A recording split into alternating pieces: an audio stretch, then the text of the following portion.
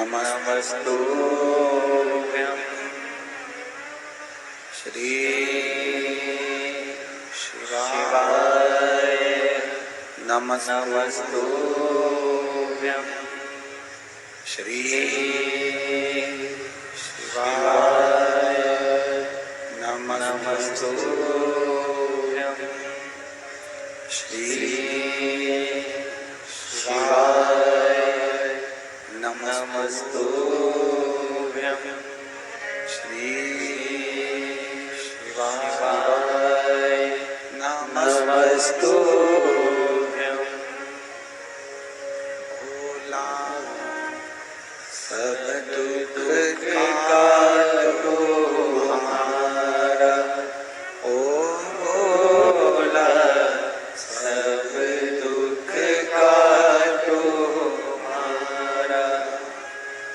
शिव शंकर जपूं तेरी माला,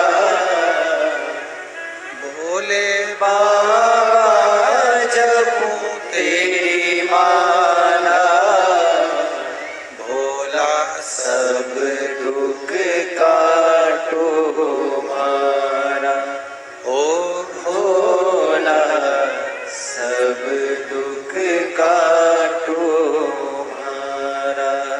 वेश है मंगल मंगलकारी,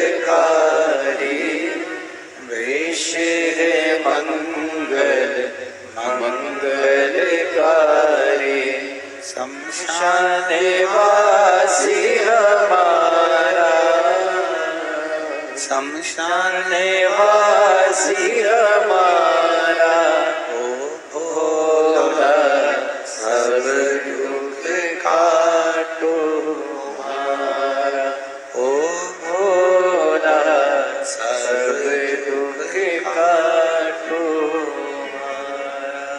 दिखावे से कभी शिव प्रसन्न नहीं हुए।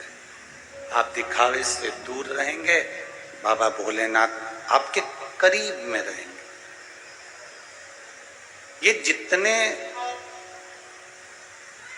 मोबाइल पर आप लोग कहते हो कि मेरे इतने फ्रेंड हैं, मेरे इतनी चाहने वाले हैं, इतने देखने वाले हैं, इतने समझने वाले हैं, मेरे इतने दोस्त हैं, मेरे इतना ग्रुप है, ये किसी काम का नहीं। काम वही आएंगे जो आपके करीब में, आपके साथ में रहे।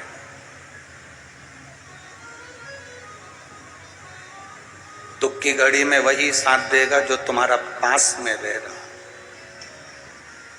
जिसको तुम समय भी नहीं दे पाए। सबको समय दिया आपने, सबको टाइम दिया आपने, पर अपनी पत्नी, अपने बच्चे, अपने कुटुंब, अपने परिवार, अपने माता, अपने पिता को समय नहीं दिया। तकलीफ जब आएगी तो वो वहां आपको साथ देने के लिए खड़े रहेंगे।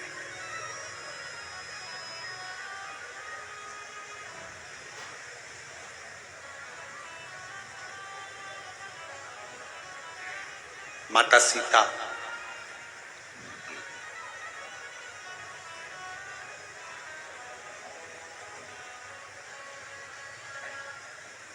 भगवान देवादिदेव महादेव की आराधना कर रहे हैं।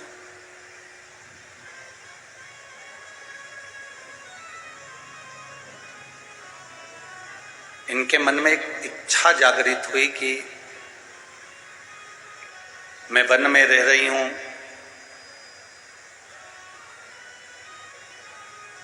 एक ऋषि के आश्रम में मेरा निवास हो गया है।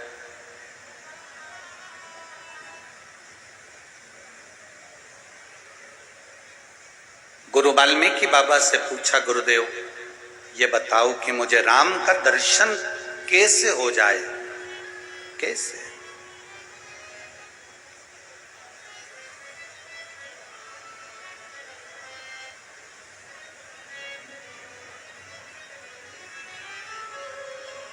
गुरुजी, राम का दर्शन कैसे हो, उसका कोई तरीका है?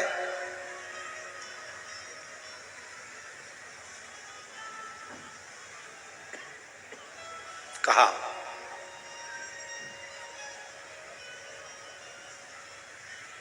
एक शिवलिंग का निर्माण करो, और इस शिवलिंग का निर्माण कर कर पार्थिव शिवलिंग की पूजन मां जानकी को वाल्मीकि बाबा ने कही। ऋषिवर ने गुरुवर ने वर्णन किया। श्रावण का जो महीना होता है, इस श्रावण के महीने में पार्थिव शिवलिंग निर्माण का बड़ा महत्व होता है। हमने आपको एक बात कही थी कि आपके पास में अगर इतना वैभव नहीं है, आपके पास में इतना धन नहीं है, आप इतना खर्चा नहीं कर सकते, तो आप अपने घर में जो पौधा लगा है, जो वृक्ष लगा है, उसमें भी एक शिवलिंग का निर्माण कर कर उसकी पूजन कर सकते हो।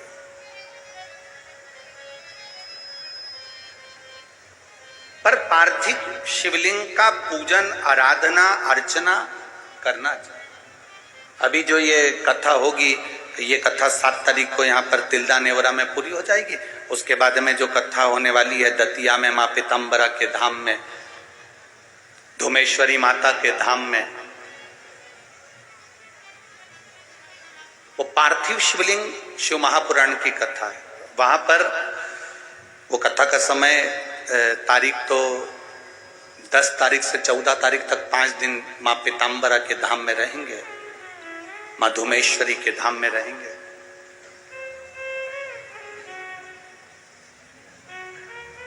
1 बजे से 4 बजे तक उस कथा का समय रहेगा, दतिया की कथा का। उसमें पार्थिव शिवलिंग का निर्माण हो रहा है। करोड़ों जितने भक्त वहां पहुंचेंगे उतने वो पार्थिव शिवलिंग का निर्माण कर कर आराधना करें।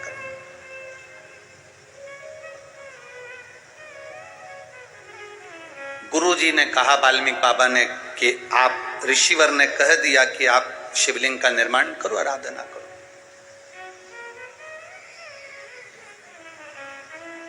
अब 1 लोटा जल लव लेकर आ जाते, 1 लोटा जल कुश लेकर आ जाते।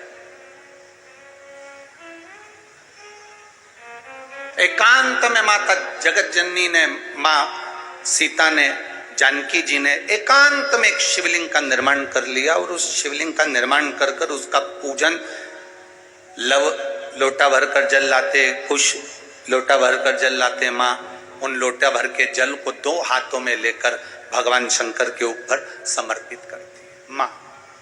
अब माता को यह नहीं मालूम कि सावन महीने में 2 लोटे जल का महत्व का कितना वर्णन। अब वो तो सहज भाव में, वो तो सरल स्वभाव के वश। लव कहता है मां मैं जल भर कर लाया हूं, कुश कहता है मां मैं जल भर कर लाया हूं, ले महादेव को चढ़ाओ। और दोनों के हाथ से जल लेकर मां दोनों का जल चढ़ाती है, दोनों का जल।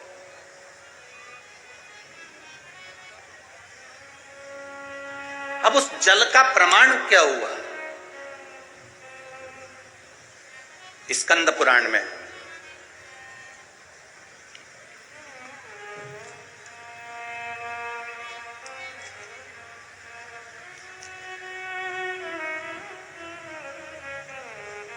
शिव महापुराण में, स्कंद पुराण, शिव महापुराण और महाभारत के अंदर इस शिवलिंग के वर्णन किया गया है सीतेश्वर महादेव का।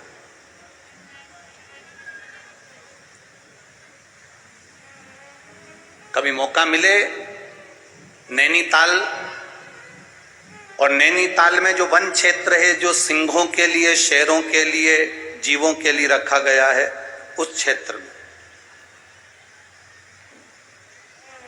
महाभारत के 83 नंबर के अध्याय में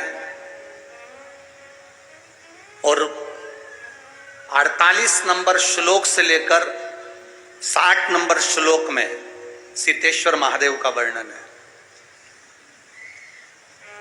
कभी कोई आपसे पूछे कि गुरुजी अपने सीतेश्वर महादेव का जो व्याख्यान वर्णन किया है माता सीता का, तो ये कौन सी जगह लिखा है, तो आप बता सकते हैं महाभारत के 83 नंबर अध्याय में 48 नंबर श्लोक से लेकर 60 नंबर श्लोक के बीच में सीतेश्वर महादेव का वर्णन, और स्कंद पुराण के अंदर सुंदर सीतेश्वर महादेव का वर्णन किया गया।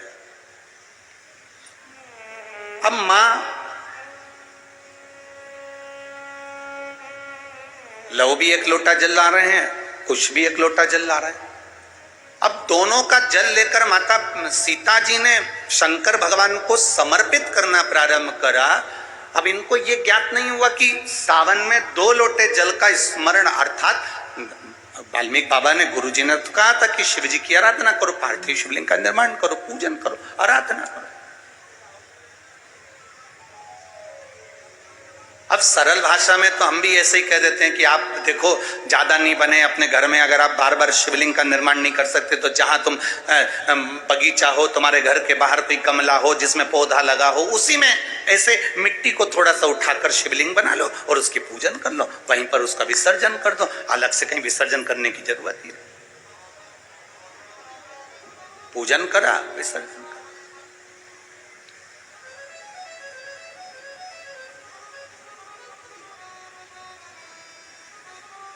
सीता मैया ने दोनों के हाथ से जल लेकर शिव जी का स्नान कराया। अब जरा कावड़ जल की महत्वता को समझिएगा कि कावड़ जल की महत्वता कितनी, वो 2 लोटा का जो जल है उसकी महत्वता कितनी है। दुनिया भले हंसे, दुनिया भले ताना कसे कि कावड़ चढ़ाने से होगा क्या, कावड़ के जल से होगा क्या, उसकी महत्वता देखिए हमारा शास्त्र कितना कह रहा है।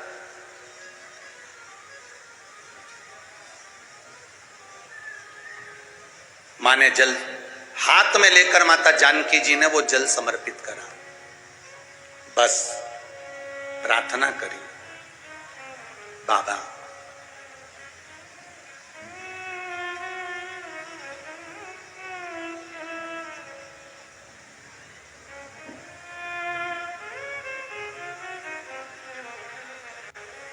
मां गौरा जी की पूजन करी थी मैंने, माता पार्वती की आराधना करी थी मैंने, तो मुझे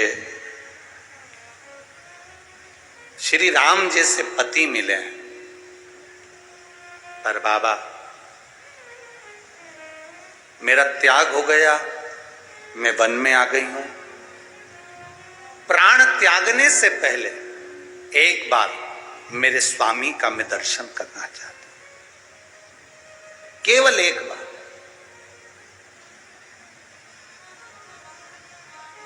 मेरे स्वामी का मैं दर्शन कर लूं, इससे बढ़कर मुझे सौभाग्य क्या मिलेगा। बहुत है उतना, आप कृपा करें मेरे स्वामी का मुझे दर्शन करा। प्रभु कृपा किसको कहते हैं?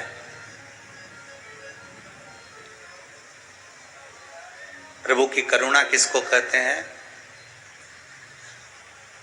अश्वमेध यज्ञ के अश्व को रोक दिया गया, पकड़ लिया गया, छूटा नहीं, युद्ध प्रारंभ हुआ और मेरे राम जी महाराज का दर्शन मां जानकी को लव कुश के उस युद्ध के मैदान में भगवान भोलेनाथ ने करा दिया।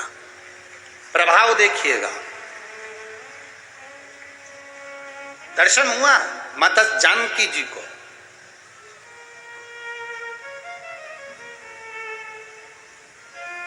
अब एक बार का समय निकल गया, दूसरी बार माता जानकी जी फिर शिव जी की आराधना करने के लिए बैठी और 2 हाथ में जल था। श्रावण का महीना ज्ञात नहीं दे पाया और मां जल को समर्पित कर कर शंकर भगवान को उठाकर विसर्जन के लिए लेकर जाने लगी, पर वो शिवलिंग जो पार्थिव बना हुआ था वो माता से हिला ही नहीं।